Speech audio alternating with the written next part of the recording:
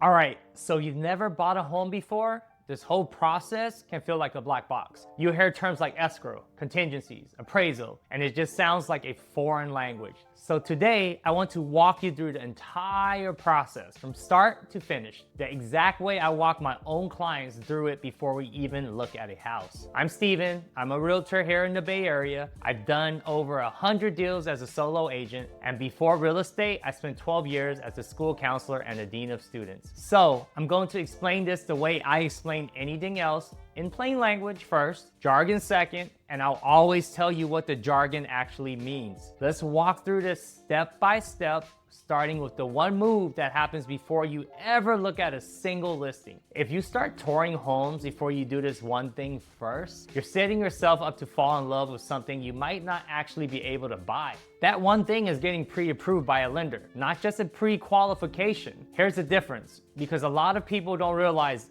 there is one. A pre-qualification is basically a quick conversation where you tell a lender your income and they give you a rough number based on what you told them. Nobody's actually verified anything. A pre-approval is very different. The lender pulls your credit, looks at your actual income documentation, and gives you a real number backed by a real verification. Sellers in a competitive market, and the Bay Area is almost always competitive. They want to see a pre-approval letter and sometimes even a fully underwritten pre-approval attached to your offer, not just a pre-qualification. Without it, your offer isn't going to be taken seriously no matter how much you love the house. So before you think about looking at listings, sit down with a lender, figure out what you actually qualify for, what your down payment options look like, and what your realistic monthly payment is going to be. This one step alone saves you from wasting weeks falling in love with homes that were never really in your range to begin with. Once you got that pre-approval in hand, the next thing that happens before you ever step foot in a house is a conversation most buyers skip entirely. Most buyers jump straight into looking at houses without ever having this conversation. And it's exactly why so many people get blindsided later in the process, the buying process. Before I ever show a client a single property, we sit down for what I call a buyer consultation. This isn't a sales pitch. It's me walking you through exactly how offers work in this market, what contingencies actually protect you, how earnest money deposit works, and what the entire process from offer to closing is going to look like for your specific situation. Here's why I do this every single time. I'd rather spend an hour making sure you understand everything up front than have you get to week 3 of escrow and be surprised by something that could have been explained on day 1. I also use this time to ask you the very uncomfortable questions. How much do you actually have saved? Are you putting all of it into the down payment? What happens if the water heater goes out in a month or 2? What square footage are you looking for based on your price point? Because a good buyer consultation isn't just about the transaction. It's about making sure the home you buy actually fits your life and goals. If your agent isn't doing this with you before you start touring homes, that's worth asking about, because this step is where a lot of the protection in this whole process actually starts. And the protection matters most the moment you actually find the home you want, because that's when the real money starts moving around. Here's something that surprises a lot of first-time buyers. The moment you write an offer, you're not just expressing interest, you're putting real money on the line.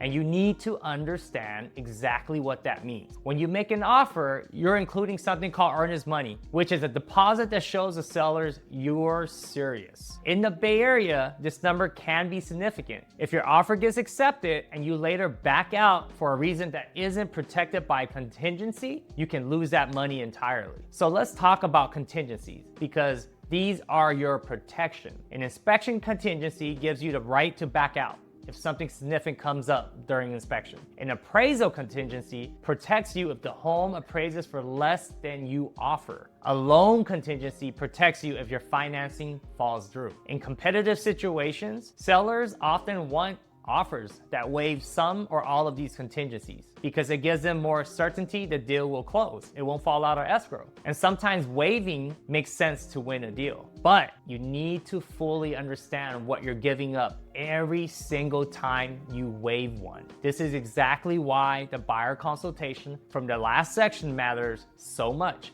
because these are decisions you want to make with a clear head, not in the middle of a bidding war with your emotions running the show. Now, let's say your offer gets accepted with the right contingencies in place. Here's what actually happens next, and it's not what most people expect. Your offer just got accepted, congratulations, but the part that nobody explains to first-time buyers, the real work is just getting started. The moment your offer is accepted, escrow opens with a title company, and everyone involved gets a welcome email laying out next steps. If you kept an inspection contingency, this is when we schedule and attend inspections. Depending on the property, that usually means a home inspection, a pest inspection, a roof inspection, and sometimes a lateral inspection. I'll advise which one makes sense based on the specific property, but my team coordinates the scheduling and you pay for them directly. This is also when you're reviewing the seller's disclosures packet in detail if you haven't already, which can run around 100 pages or so in the Bay Area. It includes prior inspection reports, transfer disclosure statements, and basically everything the seller legally has to tell you about the property. Going through this thoroughly and asking questions about anything that makes sense is one of the most important things you do during this window. Throughout this whole period, I'm also checking in regularly with your lender to make sure your loan is actively moving forward and there isn't any surprises brewing on that side. While all of that is happening, there's one specific appointment during escrow where most agents disappear completely, and I think that's a mistake. The appraisal is when the lender sends out a licensed appraiser to determine the home's actual value, separate from what you offered. Your lender orders it and you pay for it, usually by credit card. Here's what a lot of people don't know. As the buyer's agent, I can show up to that appraisal appointment. I do this on every deal I can. Being there gives me the chance to talk directly with the appraiser, hand over comps I pulled personally by myself, and provide context on the property that the appraiser might not otherwise have. If there's something specific about the property, like a non-conforming unit or a recent renovation, being there in person to explain it can genuinely make a difference in how the appraisal comes back. If the appraisal comes back lower than your offer price, that's where your appraisal contingency, if you kept one, protects you. If it comes back at or above your offer, you're clear to move forward with confidence. Once the appraisal clears, you're in the final stretch. And that means one more stack of paperwork that's easy to just rush through without really reading. There's a stack of paperwork at the end of every deal that most buyers just sign without really understanding. And that's exactly the wrong approach. One piece is something I fill out myself. It's called an Agent Visual Inspection Disclosure, or an AVID. This is a form where your agent documents anything they personally observed about the condition of the property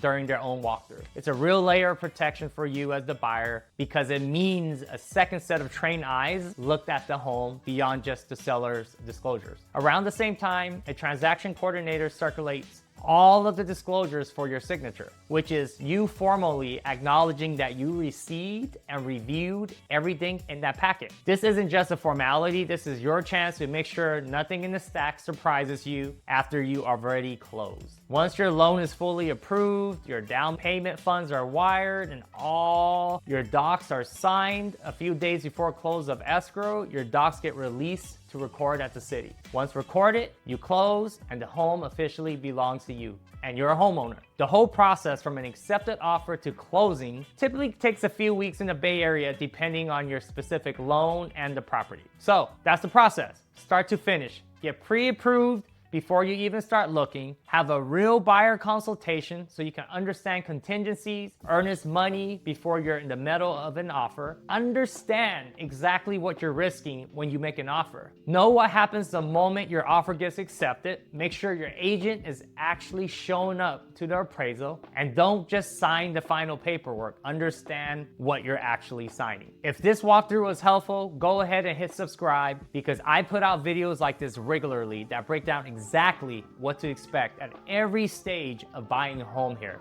in the Bay Area. And if you got something out of this one, tap that like button too. It genuinely helps more people find this. Now, everything I just walked you through is the process, but I know a lot of you watching are still stuck on the questions that come before the process even starts. Things like, does it actually still make sense to buy right now?